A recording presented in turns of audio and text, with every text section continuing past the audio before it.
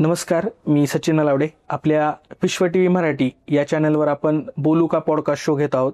याच्यामध्ये आज Shri Vitthal Jagtap sir MIT कॉलेजमधून आपल्याला इंजिनिअरिंग आणि रेल्वे इंजिनिअरिंग सारख्या एखाद्या वेगळ्या सब्जेक्टवर आपल्याला ते माहिती देणार आहेत. ॲडमिशनची प्रोसेस किंवा वेगवेगळ्या स्कॉलरशिप्स किंवा प्रायव्हेट स्कॉलरशिप्स याबद्दल ते आपल्याला या पॉडकास्टमध्ये माहिती देणार आहेत. तर शिक्षण आणि भविष्यातील संधी याबद्दल ते आपल्याशी आज आपल्या पॉडकास्टमध्ये आपल्याशी बोलणार आहेत. तर आपण स्वागत करूया श्री विठ्ठल जगताप सर यांचं आपल्या पॉडकास्टमध्ये. धन्यवाद सर, तुमचं या पॉडकास्टमध्ये स्वागत आहे. Thank you sir. नमस्कार, मी विठ्ठल जगताप आज या पॉडकास्टमध्ये सहभागी झालेलो आहे. आजच्या या पॉडकास्टमध्ये मी आपणास MIT college of railway engineering and research बद्दल ॲडमिशन प्रोसेस आहे, स्कॉलरशिप्स आहेत, फॅसिलिटीज, प्लेसमेंट्स याबद्दल सांगणार आहे. आपलं जे MIT college of railway engineering and research हे बार्शीमध्ये जे आहे ते MIT ग्रुप ऑफ इन्स्टिट्यूशन पुणेच्या अंडर आहे. तुम्ही म्हटल्याप्रमाणे ऍक्च्युली MIT ग्रुप ऑफ इन्स्टिट्यूशनची स्थापना डॉक्टर विश्वनाथ कराड सर यांनी 1983 साली केली होती पुण्यामध्ये. त्या 1983 सालचा इतिहास बघता मार्केटमध्ये येणारे इंडस्ट्रीज आणि मार्केटमधून तयार होणारे इंजिनियर्स त्यामध्ये तफावत होते. त्यावेळेस कराड सरांनी गव्हर्नमेंटचे डायलॉग केले आणि त्यातून की इंजिनियर्सची किती गरज आहे पटवून दिलं आणि त्यानंतर हे इंजिनिअरिंग कॉलेजेस 1983 नंतर बरेचसे कॉलेजेस सुरू झाले. त्यामध्ये आपला MIT ग्रुप ऑफ इन्स्टिट्यूशन हा पुण्यामध्ये सुरू झाला. आपलं जे MIT college of railway engineering and research Barshi हे जे कॉलेज आहे एकूण 2017 साली बार्शीमध्ये सुरू झालं. आपलं जे कॉलेज आहे हे ऑफिशियली पुण्यश्लोक अहिल्यादेवी होळकर युनिव्हर्सिटी सोलापूरला असोसिएट आहे. AICTE अप्रूव्ड आहे, DT अप्रूव्ड आहे, state government of Maharashtra approved आहे. MIT ऑफकोर्स संस्थेचा जर विचार केला तर खूप असे विद्यार्थ्यांना किंवा आता सध्या विचार करत असेल ते ॲल्युमिनाय असतील, हे वेगवेगळ्या क्षेत्रामध्ये नावलौकिक करतात. Not only in engineering but other than engineering also they are doing really better. I mean to say that the students who are coming in as engineering they are of course taking degree as an engineer but other than engineer they are becoming a good human being. Okay. त्यामुळे याचा फायदा हा of course वेगवेगळ्या कंपन्यांना तर होतोच आणि ते कंपनीत गेल्यानंतर त्या कंपनीचे ते ऍसेट बनून राहतात आणि प्लस इनडायरेक्टली नेशन डेव्हलपमेंटला त्याचा सुद्धा फायदा होत असतो. जेव्हा आपण MIT रेल्वे इंजिनिअरिंगचा विचार करतो तेव्हा 2017 साली इनिशियली जेव्हा सुरू केलं तेव्हा संकल्पना जी होती ती आता सध्या जे मार्केट आहे हे फास्ट म्हणजे युगामधलं आहे. जेणेकरून काय होतं की प्रत्येकाला घाई आहे. मग कुणाला एअरनं जायचंय, कुणाला ट्रेनने जायचंय, बसने जायचंय, स्वतःच्या व्हेकलनं जायचंय. जेव्हा एखादा इंजिनियर स्किल्ड होऊन बाहेर पडतो, स्पेसिफिकली मेकॅनिकल असो किंवा सिव्हिल असो, त्यालाही घाई आहे प्रत्येकाला, म्हणजे एक स्पेसिफिक स्किल घेऊन जायचंय. सिमिलरली ते स्किल जर असेल तर इंडस्ट्रीला जे हायर करायचंय त्याच्या हायरिंगचे चान्सेसही वाढत असतात. त्यामुळेच रेल्वे हा ट्रॅक निवडलेला आहे इंजिनिअरिंगच्या अंडर. मग मेकॅनिकल असो, सिव्हिल असो, कॉम्प्युटर असो, ENTC असो किंवा इलेक्ट्रॉनिक्स अँड कॉम्प्युटर इंजिनिअरिंग असो, अशा वेगवेगळ्या ब्रांचेस आहेत इंजिनिअरिंग मधल्या. त्यामध्ये यावर्षी MIT कॉलेजला म्हणजे आपल्या बार्शीतल्या कॅम्पसला AICTE मेकॅनिकल अँड रेल इंजिनिअरिंगचा अप्रुव्हल दिलेला आहे. याचा ऍडव्हान्टेज होतो काय की जेव्हा एखादा विद्यार्थी जनरल मेकॅनिकल इंजिनिअरिंग शिकतो तेव्हा त्यांचे जे प्लेसमेंटच्या ऑपॉर्च्युनिटीज असतात, जे काही मॅन्युफॅक्चरिंग मधल्या कंपन्या आहेत, ऑपरेशन्स मध्ये आहेत, वेगवेगळ्या कंपन्यांमध्ये त्याचे प्लेसमेंट होण्याचे चान्सेस वाढतात, म्हणजे असतातच. प्लस जेव्हा विद्यार्थी आपल्याकडे मेकॅनिकल अँड रेल इंजिनिअरिंग हा सब्जेक्ट शिकतो ना, त्यामध्ये तो मेकॅनिकल इंजिनिअरिंग पण शिकत असतो, प्लस रेल्वे इंजिनिअरिंगचं रोलिंग स्टॉक्स अँड ऑपरेशन्स म्हणजे काय की थर्मोडायनॅमिक्स, हीट ट्रान्सफर, असे जे त्यांचे ऍक्च्युअल सब्जेक्ट, डिझाईनचे सब्जेक्ट्स आहेत, CAD आहे, CAM आहे, ते सब्जेक्ट शिकत शिकत हे रोलिंग स्टॉक्स अँड ऑपरेशन पण शिकतात. त्यामुळे काय होतं की विद्यार्थ्यांना त्यांच्या ज्या प्लेसमेंटच्या ऑपॉर्च्युनिटीज आहेत ह्या वाढतात आणि दॅट मेक्स अन की difference in between MIT college of railway engineering and research and other institution.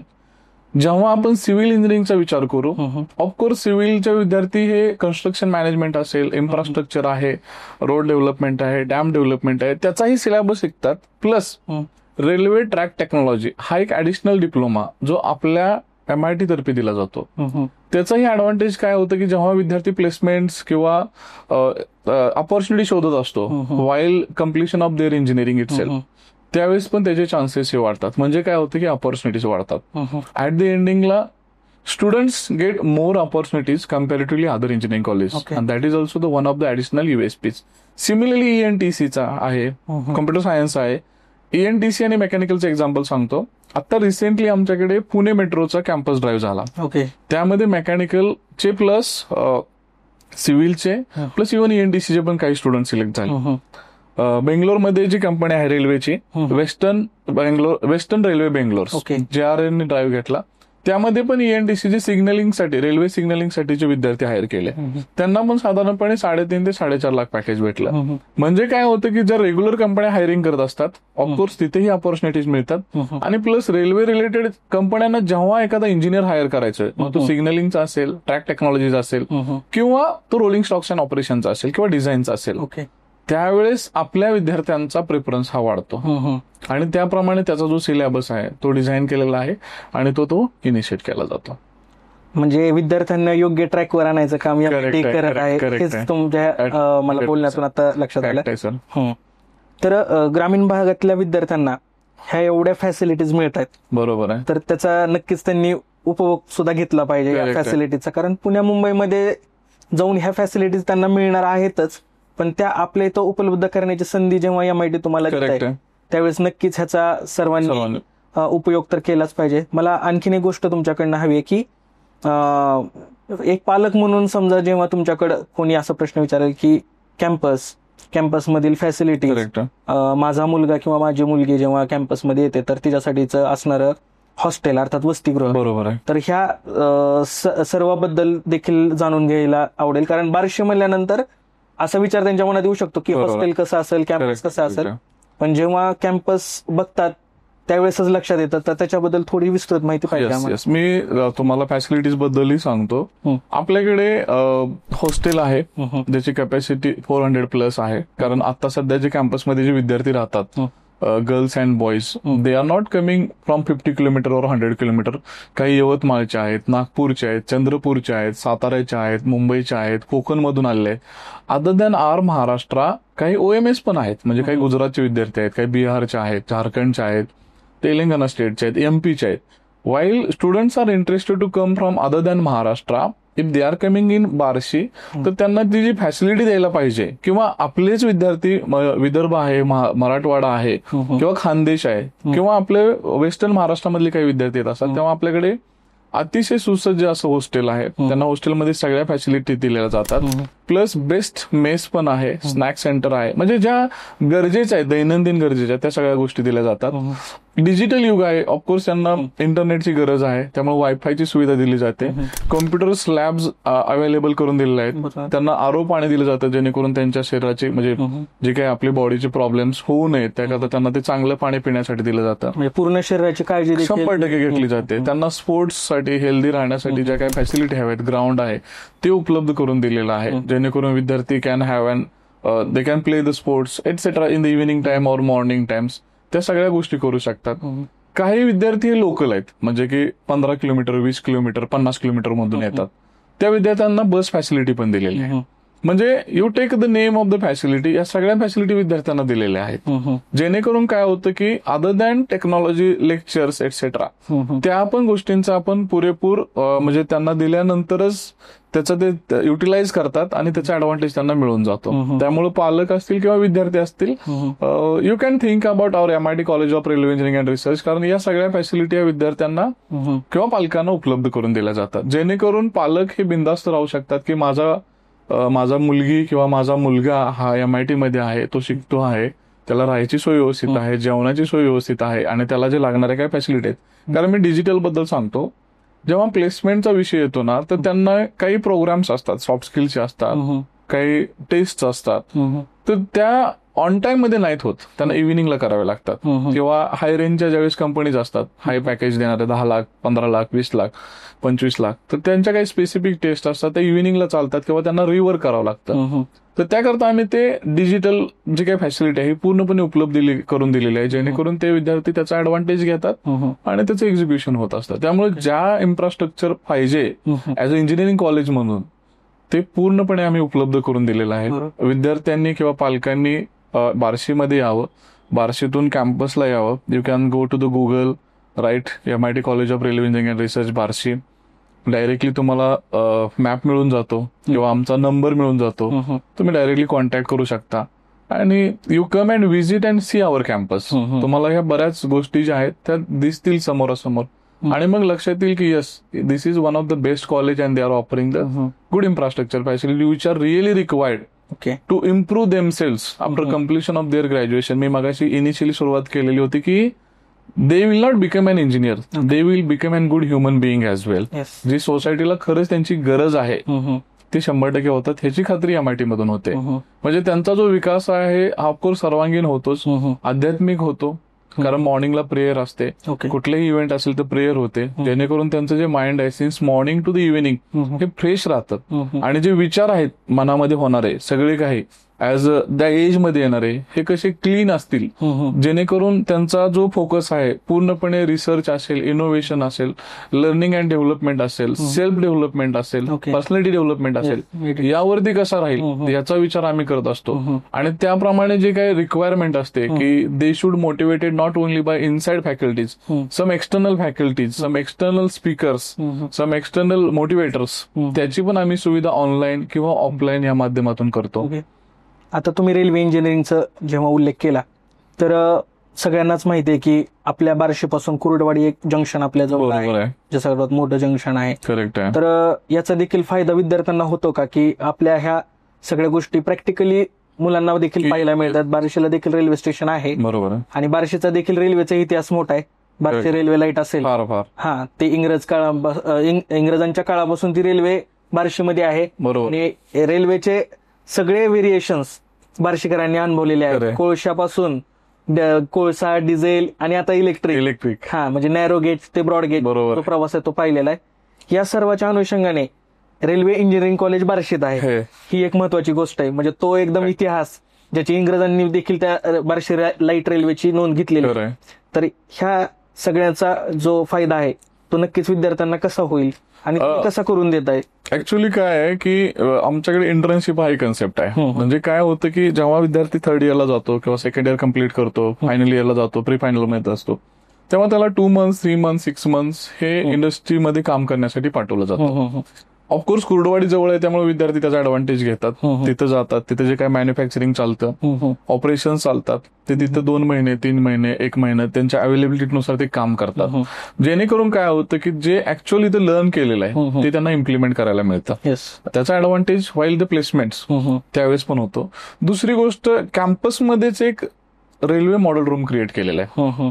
म्हणजे तुम्ही असं म्हणू शकता की डमी रेल्वे असेल त्या लेवलचं एक मॉडेल रूम क्रिएट केलेलं आहे. टेक्निकली पूर्णपणे त्याला जे काही लाईट, लाईन, वेट जे म्हणतो आपण, हॉरिझॉन्टल, सगळं काही ते टेक्नॉलॉजीला अलाइन करून क्रिएट केलेलं आहे. त्याचा ऍडव्हान्टेज होतं काय की विद्यार्थ्यांचे जेव्हा प्री फायनल इयरचे किंवा फायनल इयरचे प्रोजेक्ट्स असतात ते टॉपिक चूज करतात. आता तुम्ही रेल्वेचा विचार केला, ट्रान्सपोर्टेशनचा, तर जे काही होणारे ऍक्सिडेंट आहेत, डिलेड आहेत, अशा बऱ्याच गोष्टी आहेत, ते अवॉइड कसे करायला पाहिजेत त्याच्यावरती विद्यार्थी प्रोजेक्ट्स घेत असतात. आता रिसेंटली तुम्ही कधीतरी कॅम्पसला पण व्हिजिट करा, तर आपलं रेल्वे मॉडेल रूम आहे की फॉर एक्झाम्पल एखादी फार मोठी टेकडी आहे, डोंगर आहे आणि तिथं बोगदा असतो. जनरली जर बोगदा लॉंग असेल तर रेल्वेचा आवाज पलीकडे जात नाहीये, आणि देर इज अ चान्स की जर पलीकडे कोण असेल तर ऍक्सिडेंट होऊ शकतो. आता रिसेंट एक म्हणजे आमच्याच विद्यार्थ्यांनी असा प्रोजेक्ट केलेला आहे की जेव्हा ट्रेन ही बोगद्याच्या जवळ येते तर पलीकडे आवाज नाही. समजा तो जर बोगदा 200 मीटर 300 मीटरचा असेल तर जेव्हा रेल्वे क्रॉस करतो बोगदा तेव्हा तिकडे आवाज येतो, आणि जर पलीकडे कोण असेल तर चान्सेस आहेत की ऍक्सिडेंट होऊ शकतो. तो पास करत असेल तर आवाज नाही येणार. तर सिमिलरली असा प्रोजेक्ट केलेला आहे, त्याला काही अवॉर्ड्स पण भेटलेले आहेत की पलीकडे आवाज क्रिएट केलाय, जेणेकरून पलीकडच्यांना समजेल की ट्रेन येत आहे. म्हणजे असे बरेचसे प्रोजेक्ट्स आहेत. किंवा रेल्वेचा मेंटेनन्स असतो, प्री मेंटेनन्स, म्हणजे मेंटेनन्सला एखादा ट्रॅक आलेला आहे किंवा एखादा व्हीलचा प्रॉब्लेम आहे किंवा इंटरनल काही प्रॉब्लेम्स आहेत, हे वेल इन ऍडव्हान्स प्रिडिक्ट होणं गरजेचं आहे. जेणेकरून ह्याने होतं काय की हे जर तुम्हाला वेल इन ऍडव्हान्स समजलं की या मेंटेनन्समुळे पुढे जाऊन धोका होणार आहे, तर तो धोका टाळण्यासाठी जे काही प्रोजेक्ट विद्यार्थ्यांनी केले आहेत. म्हणजे काय होतं की जे रेग्युलर प्रोजेक्ट्स आहेत विद्यार्थ्यांचे ते पण करत असतात, प्लस रेल्वे रिलेटेड जे काही ऍप्लिकेशन्स आहेत की जे फ्युचरिस्टिक सोसायटीला युजफुल असतील, म्हणजे जे काही प्रॉब्लेम्स क्रिएट होणार आहेत ते प्रॉब्लेम्स अवॉइड केले जातील असे प्रोजेक्ट्स विद्यार्थ्यांना दिले जातात. मग कुर्डुवाडी आहे, लातूर आहे, बेंगलोर आहे, पुणे आहे, मुंबई आहे, नागपूर आहे, अशा विविध प्लेसेसला जिथे काही मेट्रो आलेले आहेत किंवा रेल्वेची कामं चालतात, काही ठिकाणी मॅन्युफॅक्चरिंगचं चालतं, तर अशा ठिकाणी जे मेकॅनिकल ENTC जे विद्यार्थी आहेत ते तिथं जातात, ते लर्निंग करतात, ते इंटर्नशिप कम्प्लीट करतात आणि परत माघारी येतात. त्याचा ऍडव्हान्टेज विद्यार्थ्यांना होत असतो. आणि नक्कीच ही चांगली गोष्ट आहे की विद्यार्थ्यांना लाईव्ह डेमॉन्स्ट्रेशन पण बघता येतं. खरं आहे. उद्या जर एखाद्या रेल्वे कंपनीला जर हायर करायचं असेल तर नॉर्मल मेकॅनिकल इंजिनियर ते का हायर करतील? आपल्याच कॉलेजचं हायर करतील का? तर त्याला मेकॅनिकलचं नॉलेज आहे, डिझाईनचं नॉलेज आहे, हीट ट्रान्सफरचं नॉलेज आहे, प्लस रेल्वे ट्रॅक टेक्नॉलॉजीचं पण नॉलेज आहे, म्हणून प्रेफरन्स हा आपल्याला राहणार. हा डिफरन्स आहे थोडक्यात, हा की डिफरन्स आहे. त्याच्यानंतर जेव्हा आपण ENTC म्हणू, सिव्हिल म्हणू, CSE म्हणू, तर सिव्हिल इंजिनिअरिंग हा इन्फ्रास्ट्रक्चर कन्स्ट्रक्शन मॅनेजमेंटची इंजिनिअरिंग आहे ऑफिशियली बघायला गेलं तर. पण जेव्हा रेल्वेचा विचार केला जातो, हे विद्यार्थी रेग्युलर ज्या इन्फ्रास्ट्रक्चरच्या कंपन्या आहेत, कन्स्ट्रक्शनच्या कंपन्या आहेत, त्यामध्ये रोडच्या कंपन्या आहेत, त्यामध्ये काम करू शकतात. प्लस जेव्हा रेल्वे ट्रॅक टेक्नॉलॉजीचा विचार येईल इन्फ्रास्ट्रक्चरमध्ये, तेव्हा ह्या विद्यार्थी एक डिप्लोमा शिकतात. तो फ्री ऑफ कॉस्ट MIT कडून दिला जातो, की ज्याच्यामध्ये रेल्वे ट्रॅक टेक्नॉलॉजी हा एक सब्जेक्ट दिला जातो जो इतर इंजिनिअरिंग कॉलेजमध्ये दिला जात नाहीये.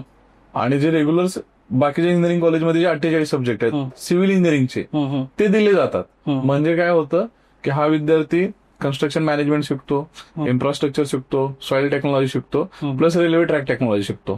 जेव्हा रेल्वे इंजिनिअरिंगची एखादी कंपनी आहे आणि त्यांना इंजिनियर असा हायर करायचा आहे की सिव्हिल इंजिनियर पाहिजे प्लस त्याला इन्फ्रास्ट्रक्चर ऑफ रेल्वेचं नॉलेज असायला हवे, तेव्हा त्याचा प्रेफरन्स हा MIT कॉलेजला येतो. हा डिफरन्स आहे. सेम सिग्नलिंग, म्हणजे रिसेंटली जे एक बेंगलोर बेस्ड कंपनी आहे, वेस्टर्न बेंगलोर रेल्वे, जसं आपण कोकण रेल्वे म्हणतो तसं वेस्टर्न बेंगलोर रेल्वे म्हणून एक कंपनी आहे JRR. तर त्यांनी आपले इंजिनियर्स का हायर केले, तर त्यांना सिग्नलिंगसाठी विद्यार्थी हवे होते, engineers in signalling for railways. मग हे विद्यार्थी of course electronics and telecommunication engineering असल्यामुळे त्यांचे सब्जेक्ट ते शिकता येतच, प्लस सिग्नलिंग इन रेल्वे हा एक ऍडेड रेल्वे डिप्लोमा हा MIT देतं. त्यामुळे त्या विद्यार्थ्याची रेग्युलर कंपन्यामध्ये पण प्लेसमेंट होतात आणि या कंपन्यामध्ये पण प्लेसमेंट होते. हा की डिफरन्स अदर इंजिनिअरिंग कॉलेजमध्ये आणि आपल्यामध्ये आहे. अच्छा, ह्याच्यानंतर अजून एक मला प्रश्न विचारायचा होता की जेव्हा एखादी गोष्ट ट्रेंडिंगला येते मार्केटमध्ये, बरोबर आहे, एखाद्या टेक्नॉलॉजी बद्दल असेल किंवा एखाद्या कोणत्या नवीन गोष्टीबद्दल असेल, तर AI टेक्नॉलॉजी आता सध्या करेक्ट एकदम हाय पीकवर आहे. तर AI जेव्हा नाव निघतं त्यावेळेस AI संदर्भात सगळीकडच्या गोष्टी बदलून जातात. बरोबर आहे. शैक्षणिक असेल, इंडस्ट्रियल असेल, कोणती टेक्नॉलॉजीमध्ये ते उपयोग होणारच आहे. तर AI संदर्भात देखील आपलं कॉलेज काय नेमकं प्रयत्न करतं? आपले जे कोर ब्रांचेस आहेत, जे कम्प्युटर सायन्स अँड इंजिनिअरिंग आहे, इलेक्ट्रॉनिक्स अँड टेलिकम्युनिकेशन आहे, त्यानंतर इलेक्ट्रॉनिक्स अँड कम्प्युटर इंजिनिअरिंग आहे, सिव्हिल इंजिनिअरिंग आहे, plus mechanical and rail engineering आहे. आपल्या कॉलेजमध्ये मेजर आणि मायनर हा एक कन्सेप्ट आहे. हा कन्सेप्ट काय आहे की हा कन्सेप्ट अगोदर IIT NIT या इन्स्टिट्यूशन मध्ये असायचा. If I belongs from civil engineering, मी 48 सब्जेक्ट सिव्हिलचे शिकायचे. पण आता IIT NIT ने काय केलं की स्टुडंटची ओव्हरऑल डेव्हलपमेंट होण्यासाठी हे कन्सेप्ट मार्केटमध्ये आणले. तसं सिमिलरली आपल्या कॉलेजमध्ये पण आणलाय, जो युनिव्हर्सिटी अप्रूव्ड आहे, की if I belongs from the civil steel I want to learn AI, I can take an subject as an AI. म्हणजे होतं काय, किंवा even if I want to learn as an computer science आहे, software engineering आहे, cyber security आहे, किंवा GIS आहे, whatever may be subject, not only computer science, I can take subject of the mechanical as well. किंवा ENTCचा विद्यार्थी आहे, दे can also go for an AI. म्हणजे इट्स नॉट लाईक दॅट की you belongs from engineering and you should learn only AI. Not you for should the learn specific subject. yes you should learn basic engineering and then added. Okay. म्हणजे ह्याने होतं काय की विद्यार्थ्यांना regular जी engineering आहे ते पण होतं, प्लस AI रिलेटेड, म्हणजे नॉट ओनली AI आहे, डेटा सायन्स आहे, मशीन लर्निंग आहे, जे ट्रेंडिंग मध्ये आता सध्या. कारण बरेचसे प्रॉब्लेम्स किंवा बरेचशा फॅसिलिटीज ह्या AI मधून केल्या जातात, मशीन लर्निंग मधून केल्या जातात, इव्हन डेटा सायन्स मधून पण केले जातात. कारण जे बिग प्रोजेक्ट्स आहेत, बिग डेटा म्हणतो आपण त्याला, that comes under the data science as well. आणि हे सोडून जे आता आयटी फुल बूम मध्ये आहे, पण त्यामुळे ऑफकोर्स त्याची सिक्युरिटीची पण गरज आहे. त्याला सायबर सिक्युरिटी आपण म्हणतो. That is also than additional measures and minor subject from our end. म्हणजे काय की एक कन्सेप्ट आहे की कम्प्युटर सायन्सनीच ते शिकावं. बट आपल्या एमआयटी मध्ये ऑफकोर्स कम्प्युटर सायन्सचे विद्यार्थी तर शिकतातच, इलेक्ट्रॉनिक्सचे विद्यार्थी तर शिकतातच, बट इव्हन मेकॅनिकलच्या जरी विद्यार्थ्याला वाटलं की I wanted to obtain an AI, they can also. म्हणजे ही फॅसिलिटी आम्ही विद्यार्थ्यांना उपलब्ध करून दिलेली आहे, जेणेकरून जेव्हा हे विद्यार्थी सिव्हिलचे असो, मेकॅनिकलचे असो, आणि ऑफकोर्स सीएससीचं ते रेग्युलर शिकतात, त्यामुळे ते AI हा त्यांना सब्जेक्टच असतो, ENTC ला सब्जेक्टच असतो. पण जेव्हा हे विद्यार्थी एखाद्या कंपनीमध्ये प्लेस होतात, तेव्हा त्यांचा जो बॅकग्राऊंड आहे, रेग्युलर डिग्री प्लस AIचे सब्जेक्ट्स किंवा MLचे सब्जेक्ट्स, डेटा सायन्सचे सब्जेक्ट्स हे शिकत असतात. आणि ती फॅसिलिटी आपण विद्यार्थ्यांना बीटेक मध्ये करून दिलेली आहे. ओके. आता एका महत्वाच्या प्रश्नाकडे येऊ आपण, की जेव्हा इंजिनिअरिंग कॉलेजला एखाद्या विद्यार्थ्याला ऍडमिशन घ्यायचं आहे, काही विद्यार्थ्यापर्यंत माहिती पोहोचत नाहीये सोप्या शब्दामध्ये, तर याची प्रवेश प्रक्रिया आणि याचे निकष काय आहेत नेमके, म्हणजे CET आणि JEE, बरोबर. तर यातील मार्कांचं पर्सेंटेज आणि यातील असलेला गुंता हा सोप्या शब्दात तुम्ही थोडा विस्तृतपणे सांगा. जनरली आपल्या महाराष्ट्रामध्ये जेव्हा MIT सारख्या कॉलेजेसला किंवा आपल्याकडे MIT कडेच एखाद्या विद्यार्थ्याला ऍडमिशन घ्यायचं असेल, तर त्याला 12वीला महत्वाचं म्हणजे ऍडमिशन ही 2 वेळा होतात, एक म्हणजे फर्स्ट इयरला आणि एक सेकंड इयरला. सेकंड इयरला आम्ही त्याला डायरेक्ट सेकंड इयर असं म्हणतो, लॅटरल एंट्री म्हणू शकतो. आणि फर्स्ट इयरला 12वी नंतरचे ऍडमिशन होतात. तर 12वी मध्ये त्याला ऑफकोर्स फिजिक्स, केमिस्ट्री, मॅथमॅटिक्स हे सब्जेक्ट अनिवार्य आहेत, कंपल्सरी आहेत. PCM असावा, त्यांना जो काही पर्सेंटाईल क्रायटेरिया 45 गव्हर्नमेंटने दिले, कारण आपलं कॉलेज गव्हर्नमेंटच्या अंडर आहे, त्यामुळे 45%, 40% other category other than open, त्यांना 40% चालतात आणि 45% हे ओपन साठी चालतात. हा मेजर क्रायटेरिया आहे इन होण्यासाठी. त्याच्यानंतर राहते ते CET किंवा JEE चे मार्क्स.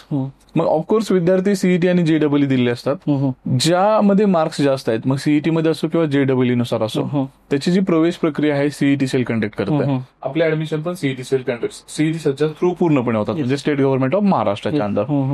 त्यांनी ती प्रोसेस करायची आहे, रजिस्ट्रेशन करायचं आहे. रजिस्ट्रेशन केल्यानंतर कॅपची प्रोसेस सुरू होते. यावर्षी दरवर्षी 3 कॅपचे राऊंड असतात, यावर्षी 4 कॅपचे राऊंड आहेत. जेणेकरून काय होतं, कॅप 1, कॅप 2, कॅप 3, पहिला जो राऊंड असतो त्यामध्ये विद्यार्थी ऑप्शन फॉर्म भरत असतात. JEE किंवा CETच्या मार्क्सवरून त्याला मेरिट नंबर मिळतो. मग तो मेरिट नंबर स्टेट लेवलचा असतो, युनिव्हर्सिटी लेवलचा असतो, अदर दॅन होम युनिव्हर्सिटीचा असतो, प्लस कॅटेगरीचा पण असतो. म्हणजे काय की मी माझ्या कॅटेगरीमध्ये किती नंबरला आहे, मी माझ्या जिल्ह्यामध्ये किती नंबरला आहे, मी महाराष्ट्रामध्ये किती नंबरला आहे, हे सगळं समजतं. म्हणजे विद्यार्थ्यांचे जे ऍडमिशन्स आहे हे मेरिट नंबर प्रमाणे होतात. बरोबर. आणि त्यानंतर विद्यार्थी काय करतो, कॅपचे म्हणजे सेंट्रलाइज ऍडमिशन प्रोसेसला ऑप्शन फॉर्म भरत असतात. जेव्हा पहिला कॅप राऊंड भरला जातो, त्यानंतर त्याचा फर्स्ट ऑप्शन हा कंपल्सरी आहे. म्हणजे तिथं जर लागलं तर तुम्हाला ऍडमिशन हे घ्यावंच लागतं. मग ते 3 दिवसाचा राऊंड असतो. त्यानंतर 2 दिवसांनी म्हणजे 5व्या दिवशी त्यांचा डिस्प्ले होतो. त्याच्यानंतर विद्यार्थी त्या कॉलेजला जाऊन, म्हणजे MITचा समजा आमच्या विद्यार्थ्याकडे येत असतील कॉलेजला, तर त्यांनी कॉलेजमध्ये यायचं आणि ऍडमिशन कन्फर्म करून घ्यायचं. त्यानंतर एक दुसरा राऊंड असतो, ज्याला कॅप 2 म्हणतो, पुढच्या 3 दिवसानंतर दिला जातो. म्हणजे पहिले 3 दिवस कॅप 1, त्यानंतर 2 दिवसानंतर डिस्प्ले होती लिस्ट, आपला नंबर जिथं लागतो तिथे ऍडमिशन घ्यायचा आहे. सपोज नसेल घ्यायचं तर त्याची फ्रीज बेटरमेंट अशी प्रोसेस आहे. फ्रीज इन द सेन्स की तुम्हाला कन्फर्म ऍडमिशन घ्यायचं आहे, जेणेकरून त्या कॉलेजला पण जायचंय आणि तुमचे जे काही डॉक्युमेंट्स आहेत ते सबमिट करून फीस भरून ऍडमिशन कन्फर्म करायचं. सपोज तुम्हाला त्या कॉलेजला घ्यायचं नाहीये आणि तुम्हाला दुसरीकडे लागले आणि MITलाच घ्यायचं, तर तुम्ही बेटरमेंट करू शकता आणि तुम्ही परत जो काही सेकंड राऊंड आहे त्यामध्ये तुम्ही प्रोसेस करू शकता. Similarly third round, fourth round. First राऊंडला जो कॅप फर्स्ट आहे त्याला पहिला जो आहे ऑप्शन तो कन्फर्म झाला तर तुम्हाला घ्यावंच लागतं. सेकंडला 3 ऑप्शन्स मध्ये पहिल्या 3 मध्ये जर असाल तर तुम्हाला घ्यावं लागतं. तिसऱ्यामध्ये 6 आहेत आणि 4थ्या राऊंडला जिथे तुम्हाला ऍडमिशन लागेल फायनल ते तुम्हाला तिथे कंपल्सरी घ्यावं लागतं. त्याच्यात परत चेंजेस नाही होऊ शकत नाही. जर समजा तुम्हाला नको असेल तर तुम्ही नॉन कॅप मध्ये ऍडमिशन घेऊ शकता. फक्त काय होतं, नॉन कॅपला जर त्या इन्स्टिट्यूटला, जसं की आमच्याकडे एखाद्याला नॉन कॅप मध्ये यायचे तर आमच्याकडे जर सीट अवेलेबल असेल तर ते आम्ही देऊ शकतो. दुसरा एक डिसएडव्हान्टेज असा असतो नॉन कॅपचा, म्हणजे कुठल्याही इंजिनिअरिंग कॉलेजचा, की त्यांना फीज ही पूर्ण भरावी लागते त्या कॉलेजची. म्हणजे काय की गव्हर्नमेंटने जी फीज दिली असते त्याचे प्रॉब्लेम्स येतात. मग आता काय केलेलं आहे गव्हर्नमेंटने, एक ऍडिशनल ऍडव्हान्टेज केला की 5वा राऊंड पण दिलाय कॅप, पण तो नॉन कॅपचा आहे. मग जेणेकरून विद्यार्थ्यांनी तिथे अप्लाय करावं आणि त्या प्रोसेस जशी ही प्रोसेस आहे तशीच सिमिलर प्रोसेस आहे, पण ते इन्स्टिट्यूट लेवलला चालते. ओके, इट इज बेटर की स्टुडंटनी इन्स्टिट्यूटला यावं, विचार करूनच ऍडमिशन आणि ते पण काय राहतं की जर जागा उरली तरच तुम्हाला तिथे ऍडमिशन मिळण्याचे चान्स. विद्यार्थ्यांनी शक्यतो 4-5व्या राऊंडला जायची गरज नाही, पहिल्या 2ऱ्या-3ऱ्या राऊंड मध्येच ऍडमिशन कन्फर्म करावं, कारण तिथेच तुम्हाला चांगलं कॉलेज आणि चांगली ब्रँच मिळण्याचे चान्सेस आहेत. तर यासाठी तुम्ही directly MIT college of railway engineering research बार्शीला व्हिजिट करा. व्हिजिट केल्यामुळे काय होऊन जाईल की तुम्हाला ऑटोमॅटिकली सगळ्या गोष्टींचं नॉलेज इझिली आमच्याकडून मिळून जाईल. सर, ग्रामीण भागात आम्ही सर्वजण बिलॉंग्स करतो, थोडंसं की ग्रामीण भाग नंतर त्याच्या निमशहरी आणि शहरी असं होतं. तर काही छोट्या समस्या असतातच विद्यार्थ्यांच्या, ज्या आम्हाला बोलण्यातून लक्षात येतातच. तर शिष्यवृत्तीचा जो पार्ट असतो म्हणजे स्कॉलरशिप, आणि सध्या मुलींना शिक्षण देखील मोफत आहे. करेक्ट आहे. तर या नेमक्या गोष्टी कशा उलगडता येतील तुम्हाला, की शिष्यवृत्ती कोणत्या आहेत, कशा पद्धतीने त्यांना यूज त्याचा होईल, आणि ज्यांची खरंच आर्थिक परिस्थिती बिकट आहे पण शिक्षणाची इच्छा प्रचंड आहे, त्या अनुषंगाने काय करता येईल? म्हणजे मुलांना नेमकं तुम्ही कोणत्या पद्धतीने विस्तृत सांगताय? आपले जे स्टेट गव्हर्नमेंटच्या सगळ्या स्कॉलरशिप आहेत किंवा सेंट्रल गव्हर्नमेंटच्या ज्या स्कॉलरशिप्स आहेत, ह्या सगळ्या स्कॉलरशिप आपल्या महाविद्यालयात मिळत असतात. मग SC ST NT असेल, यांना पूर्णपणे 100% ट्युशन फी माफ आहे, विद्यार्थी असो किंवा विद्यार्थिनी असो. OBC आहे, ओपन आहे, त्यांच्याकडे EWS सर्टिफिकेट आहे, त्यांना पण 50% स्कॉलरशिप मिळत असते. आणि विद्यार्थिनींना स्पेसिफिकली गर्ल्ससाठी म्हणजे आता स्टेट गव्हर्नमेंटने नवीन रूल लॉन्च केलेला आहे, त्याच्यानुसार all girl students they are getting tuition fee 100% wave of. Okay. म्हणजे काय आहे की ज्या रुरल भागातल्या विद्यार्थिनी आहेत त्यांना डिफिकल्ट जातं थोडंसं पुण्यामध्ये जाणं, मुंबईमध्ये जाणं किंवा बेंगलोरमध्ये जाऊन एज्युकेशन घेणं. त्याकरता directly they can come in Barshi campus आणि त्याचा ते ऍडव्हान्टेज घेऊ शकतात. हे झालं गव्हर्नमेंटच्या scholarships. Other than governments there are so many non government scholarships which are available. फक्त त्या काय आहेत की काही मेरिट्स वरती असतात, स्पेसिफिकली गर्ल्ससाठी असतात. मग त्यांना काही लॅपटॉप्स आहेत, काही AICTच्या स्कॉलरशिप्स आहेत. पुण्यावाला एक ग्रुप आहे, कमिन्स नावाचा एक ग्रुप आहे, म्हणजे या कंपन्या आहेत वेगवेगळ्या, त्यांच्या CSR फंडिंग म्हणून ते पण स्कॉलरशिप देत असतात. त्या स्कॉलरशिप्स आम्ही विद्यार्थ्यांपर्यंत पोहोचवतो आणि त्याचा ऍडव्हान्टेज हे विद्यार्थी. म्हणजे फक्त तुम्ही शासकीय ज्या आपल्या स्कीम्स आहेत विद्यार्थ्यांसाठी शिष्यवृत्तीच्या, बरोबर आहे, त्या सोडून देखील ह्या प्रायव्हेट पण आहेत. करेक्ट आहे, त्याचं पण आम्ही नॉलेज विद्यार्थ्यांना देतो, जेणेकरून होतं काय की they can take an advantage of the या प्रायव्हेट स्कॉलरशिपचा पण ऍडव्हान्टेज ते घेऊ शकतात. दुसरी गोष्ट, जेव्हा हॉस्टेलला विद्यार्थी राहतो, आपल्याकडे समाज कल्याणचं हॉस्टेल आहे, तिथं पण त्यांच्या मेरिट प्रमाणे त्यांना तिथे शिष्यवृत्ती मिळते, त्यांना हॉस्टेल मिळतं, जेणेकरून त्यांची जी काही राहण्या खाण्याची सोय आहे ती पूर्ण होत असते. तसंच ओपन मराठी विद्यार्थी आहेत, त्यांना पण पंजाबराव देशमुख ही स्कॉलरशिप अवेलेबल आहे, त्यामुळे त्यांची हॉस्टेलची फी आहे ती पूर्णपणे माफ होत असते. हा, खरंच म्हणजे ही चांगली गोष्ट आहे की तुम्ही शिक्षणापासून कोणी वंचित राहून याची देखील काळजी MIT घेतं. हे पण चांगली गोष्ट आहे की प्रायव्हेट स्कॉलरशिप्सच्या माध्यमातून जर विद्यार्थ्यांना हा फायदा होत असेल तर नक्कीच त्यांनी याचा ऍडव्हान्टेज घेतलं पाहिजे. आता शेवटच्या प्रश्नाकडे आपण जाऊया की एखादा मुलगा आहे, त्याला इंजिनियर व्हायचं स्वप्न असतं, समाजात चाललेले बऱ्याचशा बातम्या तो ऐकत असतो की म्हणजे रिसेशन आलं आहे किंवा कुठे हे आलेलं आहे. तर जेव्हा एखादा विद्यार्थी, तुम्ही बघताय की तुमच्या अनेक कंपन्यांमध्ये जेव्हा विद्यार्थी हे लागतात, त्यावेळेस ह्या गोष्टींचा कुठेतरी तुम्हाला देखील म्हणजे वाईट वाटत असेल की असं होऊ नये. तेव्हा विद्यार्थी कोणत्या प्रकारे त्यांनी तयारी केली पाहिजे या सगळ्यांना फेस करण्यासाठी? नवीन नवीन टेक्नॉलॉजी, नवीन नवीन अपडेट राहिला पाहिजे विद्यार्थ्यांनी. तर याबद्दल तुम्ही विद्यार्थ्यांना काय उपदेश द्याल की त्यांनी कसं अपडेट राहिलं पाहिजे या सगळ्या गोष्टींसाठी? जनरली विद्यार्थी जेव्हा ह्या ग्रॅज्युएशन लाईक इंजिनिअरिंग मध्ये येत असतो, तेव्हा जे कंपनीला जे काय हवं आहे, मग त्यांना त्यांचं लॉजिकल स्किल बघितलं जातं, त्यांचं ऍप्टिट्यूड स्किल बघितलं जातं. काही MNCs असतात, of course they are not working in Maharashtra, ते अदर स्टेट्समध्ये पण काम करतात आणि अदर कंट्रीजमध्ये पण काम करत असतात. त्यामुळे त्यांचे जे स्टेक होल्डर्स आहेत, त्यांचे इंजिनियर्स आहेत, त्यांचे क्लायंट्स आहेत, त्यांचा बेस हा US असू शकतो, UK असू शकतो, ऑस्ट्रेलिया असू शकतो किंवा अजून काही देशामध्ये, इंग्लंडमध्ये असू शकतात. होतं असं की ह्या विद्यार्थ्यांना जर इंग्लिश ही लँग्वेज नाही आली तर देर is a chance failure can come. Okay. त्यामुळं अशा जर एखाद्या MNC मध्ये त्याला जर जॉब करायचा असेल तर इंग्लिश हे मस्ट आहे ऍज अ लँग्वेज म्हणून बोलतोय. दुसरी गोष्ट, स्किलचा जेव्हा विचार करूया, मग तो मेक असेल, सिव्हिल असेल, ENTC असेल, इलेक्ट्रॉनिक्स असेल, ह्या ज्या किंवा सॉफ्टवेअरच्या काही लँग्वेजेस असतात वेगवेगळ्या, त्या त्यांनी लर्न केल्या पाहिजेत.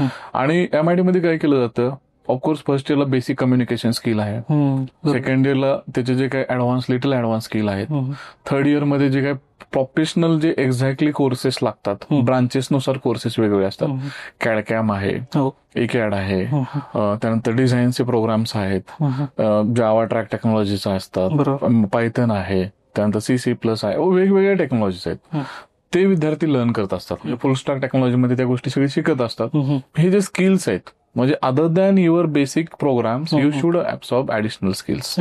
स्वतःची जी पर्सनॅलिटी आहे ही बेस्ट केली पाहिजे, जेणेकरून well at the time of interview if they ask the question based on may be technology, sometimes non technology, कल क्वेश्चन्स कम्स. म्हणजे त्यांचा जो थर्ड आणि फोर्थ राऊंड असतो, फर्स्ट राऊंड हा ऍप्टिट्यूड स्किल मध्ये असतो. ऑफकोर्स आम्ही त्यांची प्रिपरेशन करून घेतो, त्यामुळे चान्सेस आहेत की ते होऊन जातात.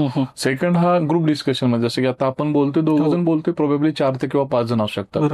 While they are discussing they should have an general knowledge as well, not the bookish. मार्केटमध्ये काय चाललंय, काय व्हायला पाहिजे, काय नाही व्हायला पाहिजे, ह्याचं पण नॉलेज असायला हवं, so that they can talk really win as an English as a language कम्युनिकेशनसाठी. देन थर्ड जे राहतो तो ऍट पर्सनल इंटरव्ह्यू म्हणतो किंवा technical interview. Technical interview of course they are learning so they can crack. पण जेव्हा पर्सनल इंटरव्ह्यूचा विषय येतो तेव्हा त्याच्या पर्सनॅलिटीमध्ये येतात. एथिकली किती मुलगा स्ट्रॉंग आहे, हा कंपनीला हायर केला तर कंपनी पुढे जाईल की रिव्हर्स राहील, ह्या सगळ्या गोष्टींचा विचार केला जातो. त्यामुळे विद्यार्थ्यांनी स्वतःला त्या 3-4 वर्षामध्ये असं घडवायचं आहे की if I will join this company, I will be the asset of this company, then and then only company will hire you. Otherwise कंपनीला जर असं वाटत असेल की no, if we hire this guy there is a chance like we will lack, it is better we shouldn't hire. पण MIT मध्ये होतं असं की हे जे सगळे स्किल्स मी बोलतोय, ह्या सगळे स्किल्स त्या विद्यार्थ्यांना देण्याचा प्रयत्न आपण करत असतो. कधी टेक्निकल स्किल असेल, नॉन टेक्निकल स्किल्स आहेत, ऑफलाईन प्रोग्राम्स 10 दिवसाचे, 12 दिवसाचे, 15 दिवसाचे चालतात. जे काही पुणे मुंबई सारख्या शहरातून जे काही वेल नोन स्पीकर्स आहेत, वेल नोन कंपन्यांबरोबर आमचे टायप्स आहेत, this people come to the campus. ते विद्यार्थ्यांना ते सगळ्या गोष्टी डिलिव्हर करतात, ऍड्रेस करतात, त्यांच्या टेस्ट होतात आणि त्यातून तो विद्यार्थी घडवला जातो. रेग्युलर जे काही इंटर्नशिप्स आहेत, इनोव्हेशन्स आहेत, रिसर्च आहेत, त्यामध्ये मॅक्झिमम त्याला अडकवण्याचा प्रयत्न करतो, जेणेकरून तो विद्यार्थी सारखा त्यामध्ये एंगेज राहिला पाहिजे. तो जर त्यात एंगेज राहिला तर indirectly other than regular learning तो ऍडिशनल लर्निंग मध्ये जातो, म्हणजे जे आपण एक्स्ट्रा करिक्युलर म्हणतो त्यामध्येही जातो. काही विद्यार्थी असेही असतात की they are not really interested in to the learning, maybe in sports as well. Recently आमचे काही विद्यार्थी होते की on the behalf of university they played in Telangana state for softball game. असेही काय असतात. मग ज्यांच्या त्याच्या what exactly they are looking for completion of their graduation, त्याच्या स्किल्सनुसार त्याचे प्रोग्राम्स असाइन केलेले असतात, असाइनमेंट्स दिल्या जातात, त्याप्रमाणे एक्झिक्युशन होत असतात. आणि जर तशी केलं तर त्याची डेव्हलपमेंट होते. एक स्मॉल एक्झाम्पल सांगतो. We had an 1 student from village whose I mean साधारणपणे 2 ते 3 हजारच लोकसंख्या असावी अशा विलेजच्या मोहोळ तालुक्यातील एक विद्यार्थी होता. त्याचं रिसेंटली प्लेसमेंट हे जस्पे बेंगलोर या कंपनीमध्ये झालं. यू कांट इमॅजिन, बार्शीमध्ये 21 लाखाचं पॅकेज देणारी एक MIT ही, म्हणजे जेव्हा आपण टायर 3चा विचार करू किंवा गावाकडचे कॉलेजेस म्हणून, MIT एकमेव संस्था आहे की त्याचं 21 लाखाचं पॅकेज झालं. आमचं recently 2 years back it was 11 lakh. आता 21 लाखाचं पॅकेज दिले. म्हणजे काय आहे की हे सगळ्यांनाच असतं, असं नाही की एखाद 2 काय. जो विद्यार्थी कंपनीला जे एक्सपेक्टेड आहे त्याप्रमाणे तो बिहेव करतो, लर्न करतो, सेल्फ लर्न करतो. Not only our staff is forcing them to learn these things, but they are learning themselves as well. Chances are more to getting place in to the such companies, product based companies असतील किंवा service based companies.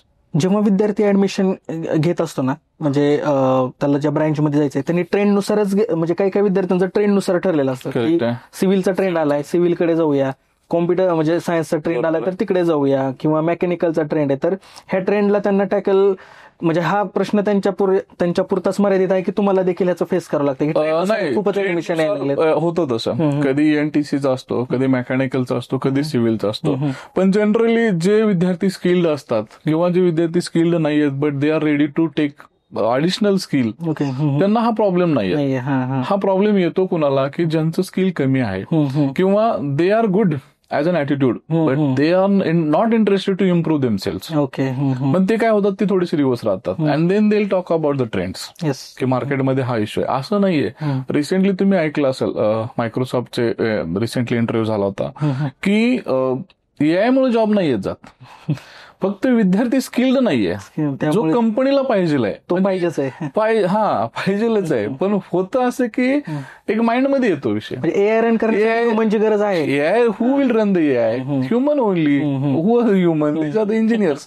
म्हणजे काय आहे की the person who don't know AI of course they will leave the job. म्हणजे फक्त बातमीच्या headline वर ठरवायचं नाहीये, नाही, हे त्याच्या मागचा 100% पूर्ण विचार करायचा आहे correct की आहे. रिसेंटली मेकॅनिकल बद्दल बोलायचे की मेकॅनिकलचे 9-9, 9.5 लाखाचे पॅकेज घेतलेले मेकॅनिकलचे विद्यार्थी आहेत, जे आयटीला नाही आहेत, जे आयटीचे पॅकेज 4.5, 5 लाख, 6 लाख आहेत. पण तसा तर ट्रेंड मेकॅनिकलचा पाहिजे. म्हणजे काय होतंय की when you are going in the skills, तुम्हाला रिलॅक्सेशन हवंय, you are not interested to earn more skills, okay. आणि इनडायरेक्टली त्याचा फटका हा त्या टायमिंगला, ऑफकोर्स प्रोजेक्ट कमी जास्त होत असतात, त्याच्यामुळे काही चेंजेस घडतातच. आयटीचा ट्रेंड्स कधी वाढतो, कधी इन्फ्रास्ट्रक्चरचा वाढतो, जसे रिक्वायरमेंट्स गव्हर्नमेंट नॉन गव्हर्नमेंटच्या येत असतात, त्याप्रमाणे ते प्रोजेक्ट कमी जास्त होत असतात. That is I am agree, but fact is like की you should relearn more skills, okay. आणि then you can get placement in any field. म्हणजे फक्त डिग्री घेणं एवढंच मर्यादित नसून त्याच्यानंतर मल्टी स्किल असणं पण गरजेचं आहे स्पर्धेच्या. The person who is multi skill, he'll have demand, and if he's going with and just degree, then there is a chance probably he'll not achieve what exactly he has decided or what he is looking for after 4 years.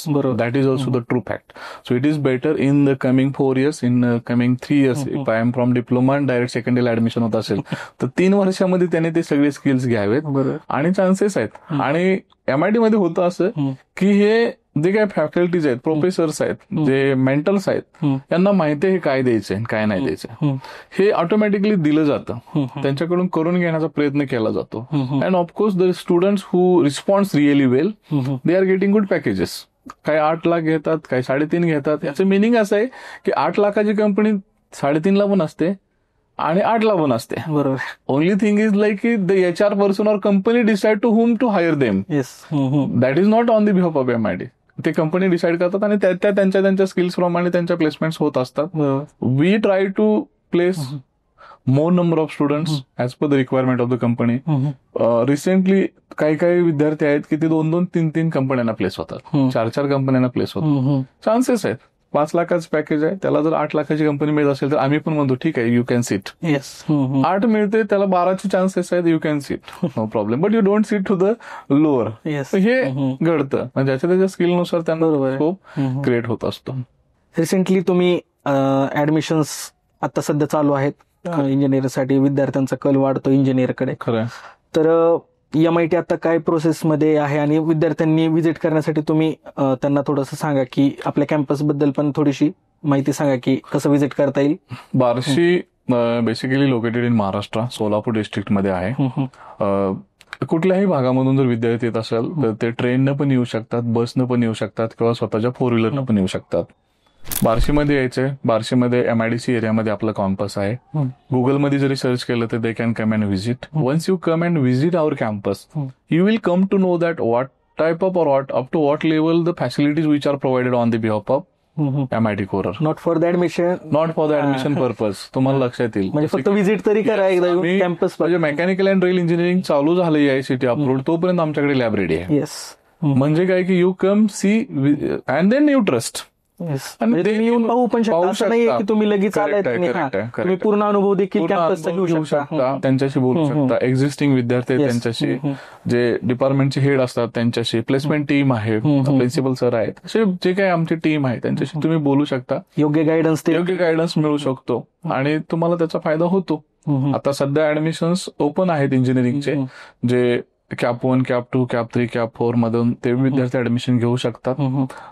Even काही विद्यार्थी जर suppose they are not near by the Barshi, for example from Chandrapur, अजून यवतमाळ आहे, किंवा महाराष्ट्रातून आलेले विद्यार्थी देखील आहेत, तर they can connect with us. You will have an virtual tour, ते पण आम्ही ऑर्गनाईज करतो. Gmeet किंवा झूमच्या तर्फे तुम्ही आमचा कॅम्पस बघू शकता, किंवा गुगलला जाऊन सर्च करू शकता. तुम्हाला खूप इन्फॉर्मेशन आमच्याबद्दल मिळून जाऊ शकते. जे mechanical and rail engineering, civil engineering आहे, ENTC आहे, इलेक्ट्रॉनिक्स अँड कम्प्युटर इंजिनिअरिंग हा प्रोग्राम आहे. या कुठल्याही प्रोग्राम बद्दल त्यांना नॉलेज मिळतं and they can take an admissions and they can develop themselves. Indirectly होतं असं की ते स्वतःला नाही डेव्हलप करत. Once they are getting place in to the good company or they become an entrepreneurs as well, किंवा ते हायर एज्युकेशनला US UK ला पण जाऊ शकतात. त्याने इनडायरेक्टली त्यांची फॅमिली डेव्हलप होते. And if we develop on the behalf of MIT some families, 100 families, thousands of family, indirectly development of the nations MIT is trying to support. Yes, नक्कीच हा podcast बघितल्यानंतर तुम्हाला नक्की लक्षात येईल की म्हणजे एका शिक्षण संस्थेचं एवढं मोठं कार्य आहे आणि एवढ्या मोठ्या फॅसिलिटीज आहेत, ते पण एवढ्या बार्शीसारख्या ग्रामीण भागामध्ये हे कॉलेज MIT सारखं स्थापन झालं आणि रेल्वे इंजिनिअरिंग सारखा जो सब्जेक्ट आहे तो देखील इथे उपलब्ध झाला. देशामध्ये फार कमी आहे ते बार्शीमध्ये उपलब्ध झालेला आहे. तर सर, तुम्ही खूप चांगली माहिती दिलेली आहे. म्हणजे खरंच ही माहिती सर्वांपर्यंत पोहोचणं फार गरजेचं आहे.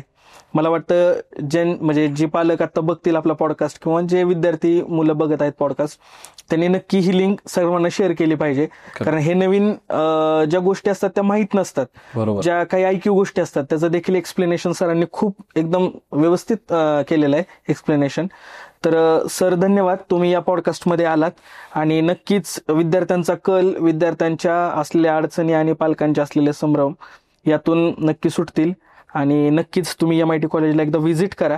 MIT कॉलेजचा कॅम्पस एकदा सर्वांनी पहा आणि नक्कीच तुम्ही या सर्व गोष्टींना त्या लोकांपर्यंत पोहोचवा ज्यांना ह्याची खरंच गरज आहे. चालेल सर, धन्यवाद, तुम्ही आमच्या पॉडकास्टमध्ये आलात.